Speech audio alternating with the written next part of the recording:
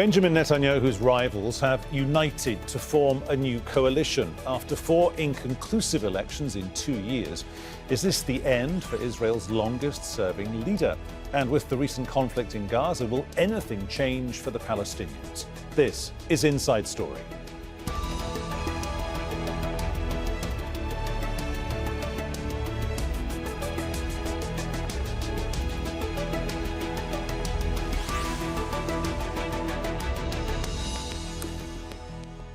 Hello and welcome to the programme. I'm Peter Dobbie. Israel's fragile coalition is preparing for its first test of survival, and the man it's trying to push from power is not going without a fight.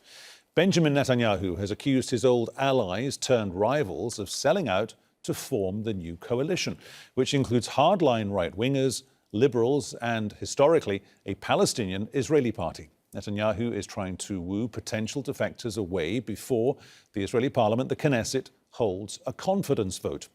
We'll bring in our guest shortly. First, let's take a quick look at the main players in this alliance of political opposites. Naftali Bennett, who comes from the same right-wing politics as Benjamin Netanyahu and opposes any future Palestinian state. Under the coalition deal, he's become Prime Minister first, before handing over to Yair Lapid after 2 years. His centre-left party holds more seats than Naftali Bennett's, but it's believed he was willing to go second in order to hold the coalition together. And Mansour Abbas, who heads the conservative United Arab List, his inclusion in cabinet would be a first for a party representing Palestinian Israelis. Abbas says it'll give them a real voice in government. There we are. Here we go. Let's bring in our guest from Tel Aviv. We have Neri Zilber, Adjunct Fellow at the Washington Institute for Near East Policy, Mouin Rabbani. He joins us from The Hague today. He's co-editor of the Jadaliyya online magazine, which is produced by the Arab Studies Institute. And in New York, we're joined by Martin Indyk, who served as US Ambassador to Israel. He's currently a distinguished fellow at the Council on Foreign Relations. Gentlemen, welcome to you all. Neri Zilber in Tel Aviv, coming to you first. Is Mr. Bennett a pragmatist or an ideologue? Well, Mr. Bennett is an ideologue who has, by force of necessity, become a pragmatist.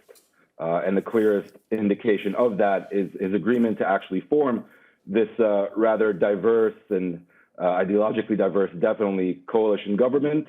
It's not something he would have done in years past. I was also skeptical, even just last week, that he wouldn't have taken the path of less resistance and actually cut a deal with Bibi Netanyahu and merged with the Likud.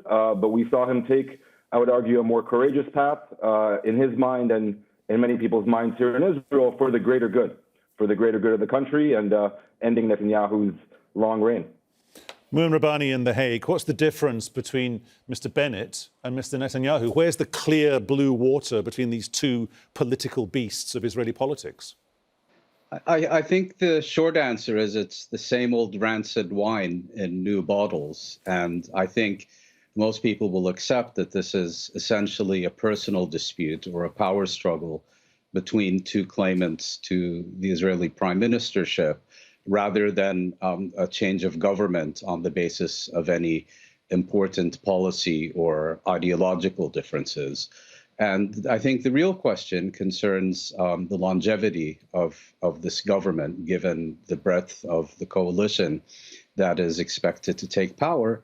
And secondly, whether Prime Minister Netanyahu will manage to remain eligible for public office and unseat it and form a potentially new coalition after elections, or whether he'll be removed, in which case the possibility of a new right-wing coalition, including the Likud, but without Netanyahu, becomes entirely possible. But as far as the bigger issues are concerned, I certainly wouldn't expect any difference. Martin Indyk in New York, if it's out with the old but in with the old when it comes to sort of political footprints in the sand, if you will, can the Biden administration, however, work with Mr. Bennett more or more easily than it could work with Mr. Netanyahu? Because you have a fresh face.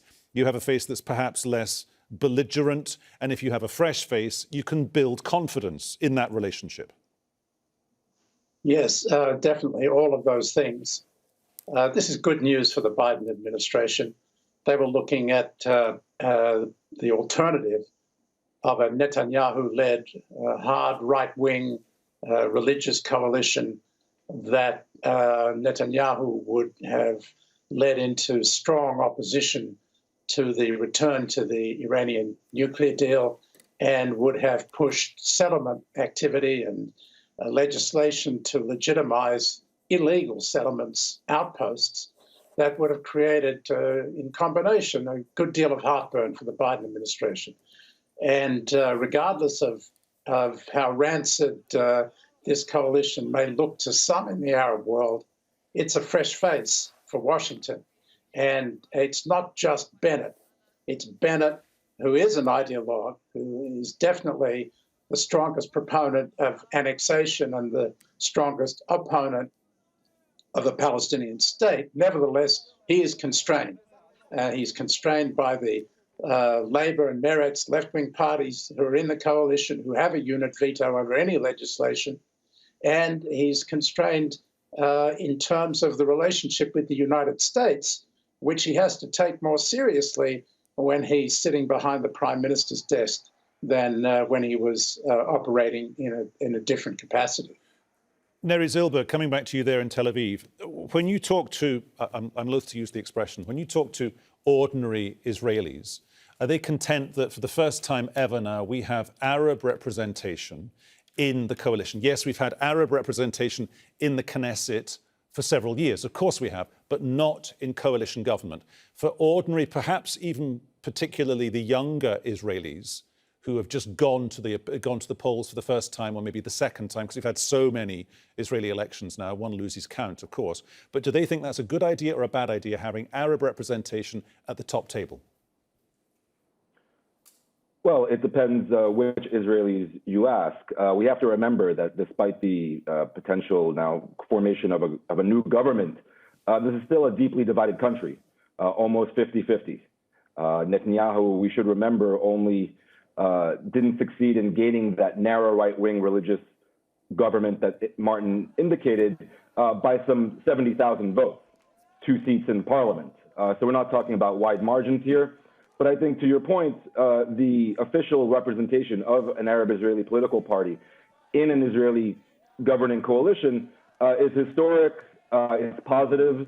The irony, if that's the right word, is that Bibi Netanyahu himself put this on the table in the past month or two. He started negotiations with this very same Arab Israeli Islamist party, Ra'am.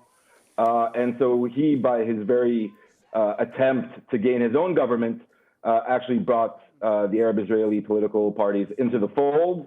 And, you know, whether he likes it or not now, they helped oppose him. Mouin Rabbani in The Hague, to go back to your point of shelf life or longevity, the numbers at the moment really don't stack up in favour of Mr. Bennett having a long shelf life, do they? I mean, he's got, what, 7 out of 120 seats in the Knesset. Is that why certain politicians are already putting on full display for everyone to see around the region the tensions that already exist, point number one. And point number two, is that why people are already signalling, saying, look, we will keep it focused on domestic issues. We won't go near the big, red-hot international issues? I think it's important to recognize this is essentially an 8-party coalition. And the only thing the 8 parties were able to agree upon is the removal of Benjamin Netanyahu from office. And on virtually every other issue, particularly the more important issues, there's no consensus whatsoever. So the question really becomes, once they've achieved their common objective, assuming that they indeed do so during the next week, what happens then? My suspicion is that they will plod along, basically continuing the policies of the current government without changing them in any substantial way, one way or the other. And at the same time, bear in mind, it has only a razor-thin majority within the Israeli parliament. And all you need is Netanyahu, assuming he remains a leader of the Likud, inciting against it day and night as a left-wing government beholden to the Arabs and all the rest of it. And it's I think, fairly conceivable that it won't take too long before you get 1 or 2 parliament members from one of the right-wing parties defecting. Next thing you know, you have a no-confidence motion, and it's back to square one. Martin Indyk in New York. What is it about Mr. Netanyahu? He's spent the past, 18 hours or so describing what we think is imminently about to arrive in terms of being the Israeli government as being dangerously left-wing. And he knows there's another vote scheduled for June the 14th. So he's got 9 or 10 days of trying to pick off individual members of parliament to side against what the coalition could be and arguably should be. So what does that say about him as a politician? Well, he's still the smartest politician in Israel. But as Neri pointed out, it's backfired on him. All of his shticks and tricks, as he often refers to them, have boomeranged on him, particularly the one bringing the Arab Party, the Islamist Arab Party, into the fold, legitimizing them. So he's lost some of his reputation for being the magician. I doubt that he's going to succeed in pulling away 2 or 3 politicians to stop this vote of approval for the new government, because what does he have to offer them? It's not as if he has an alternative government to offer them. If he'd done that, he would be in a very different situation today. So he has a 5th election to offer them. And I think that one should never underestimate, in my experience with Israeli politics, the glue that keeps ministers stuck to their cabinet seats. And it's a powerful glue. And I don't think any of those who are forming the government today will want to go to elections. That was the primary motivation of bringing them together in the first place. And so I think it will hold for a while. Definitely, there are going to be centrifugal pressures, definitely, because the right-wing base of the new Prime Minister, Bennett, is going to be pushing hard for things like more settlement activity. And he is going to have to worry about what will happen to his base. And Netanyahu will definitely be out there trying to rally support against Bennett. So it's not going to be an easy ride. But I think that the sense that if we don't hang together, we'll hang separately is something that is going to give them a longer time in government than we might expect.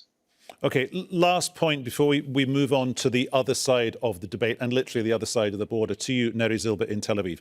Mr. Netanyahu has spent years hitting all the pressure points for the ultra-Orthodox lobby within the mechanisms of Israeli politics.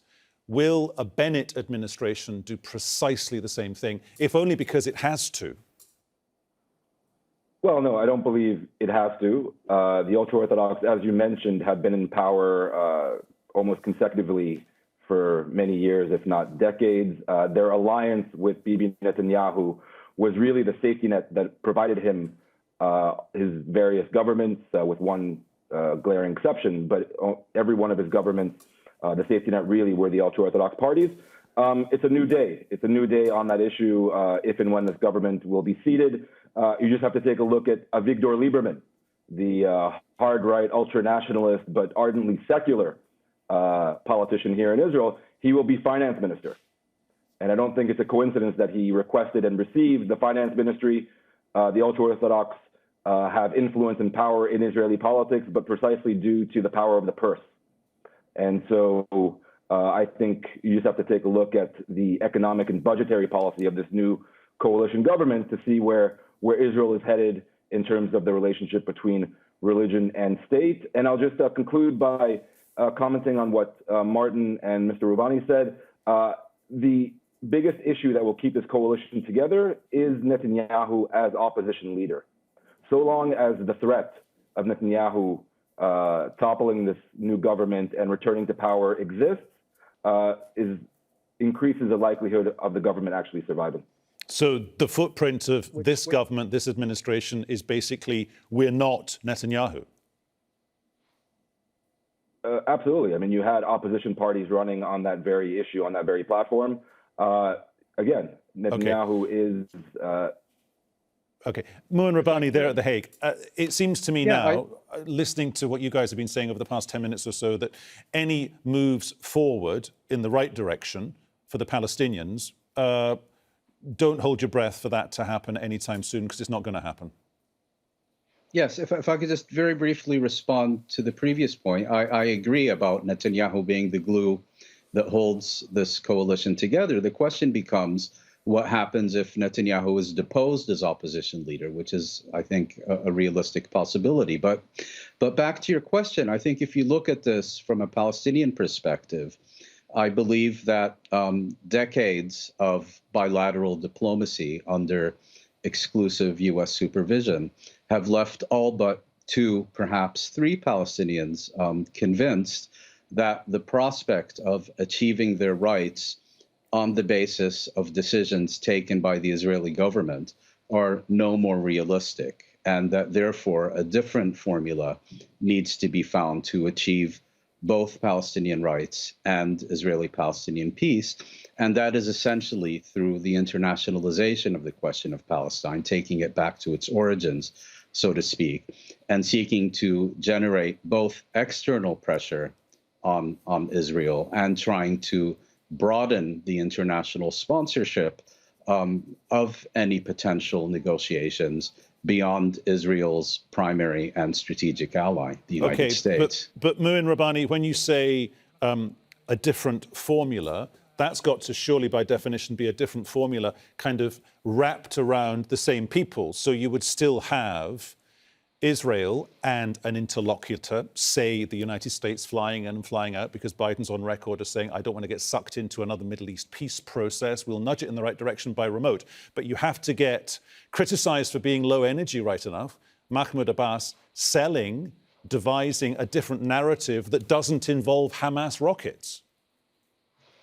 Yes, but, let's leave Mahmoud Abbas, the increasingly obsolete and I suspect not much longer lasting Palestinian leader out of the picture for the moment, because as we've seen in recent weeks, he's being rapidly overtaken by his own people who are seeking to overcome the fragmentation, political, geographic, and otherwise. It's been a hallmark of the Oslo process. And I think what Palestinians are increasingly seeking to do is not relying on bilateral negotiations with Israel, where Israel, in effect, has a power of veto over each and every Palestinian right and its implementation, but seeking to generate external international pressure on Israel to ensure that Israel is left with no choice but to respect and implement Palestinian rights. It's going to be a very difficult and lengthy process, but part of it, I think, is also is going to depend on broadening international involvement in any potential diplomacy besides the United States. I think it's unrealistic to suggest that the United States is not going to be involved, but a situation where the United States is the only external party involved and has, basically set up the process so that it meets Israeli interests at the expense of Palestinian rights and does so systematically,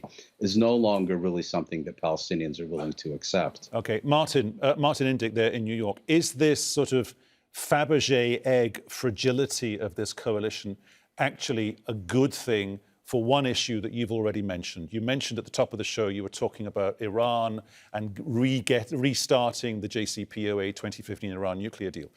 If this coalition survives in part by only keeping itself focused on domestic issues for the next year or two and kind of doesn't turn a blind eye to getting the JCPOA up and running again, but maybe just turns away slightly into the shade, does that mean that everyone who wants to get Iran back into that church of progress on its nuclear ambitions can get on with the job and Israeli leaders can get on with running Israel?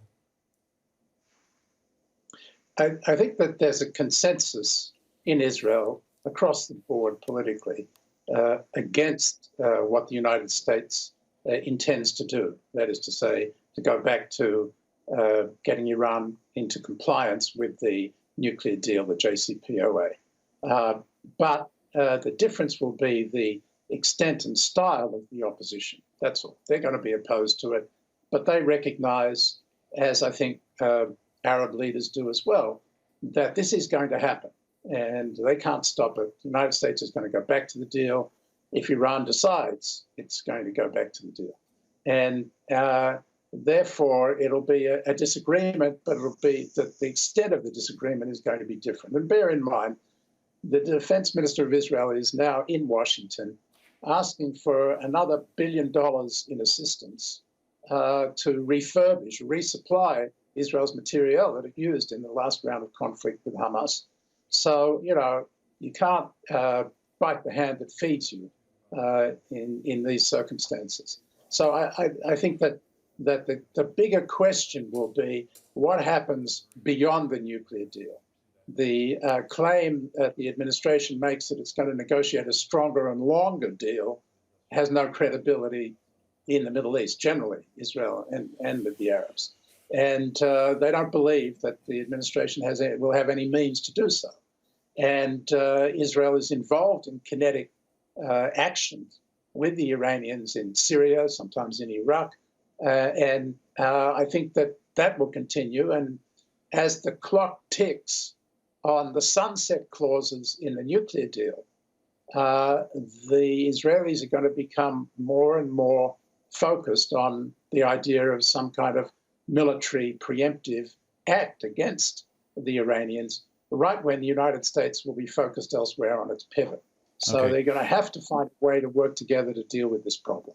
Neri, Zilber, very briefly, because we are heading towards the end of the programme. Mr Netanyahu is in effect at ground zero of a legal process going through the courts just now, questions and accusations surrounding what he did or what he didn't do allegedly when he is Israeli Prime Minister. There's another legal process going on across the road in the Israeli Supreme Court to do with illegal settlements. And the fact of that process displays to the world, the broader region as well, that the whole settlement machine keeps on rolling. Mr Bennett surely, presumably, will not pull the plug on that. No, he won't. But it remains to be seen what overall policy the new Israeli government formulates with regard to settlement construction in the West Bank and in East Jerusalem.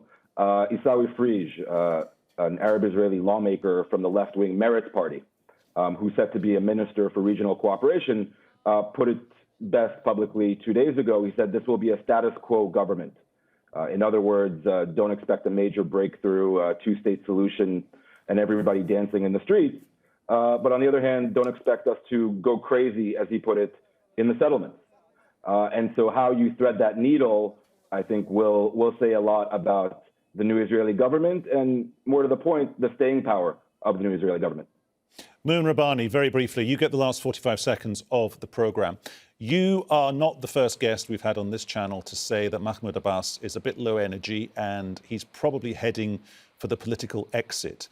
If the Palestinians deserve higher energy leadership in the PA, if the PA is about to have to engage or want to engage with an Israeli government, where will that come from and who will that person be?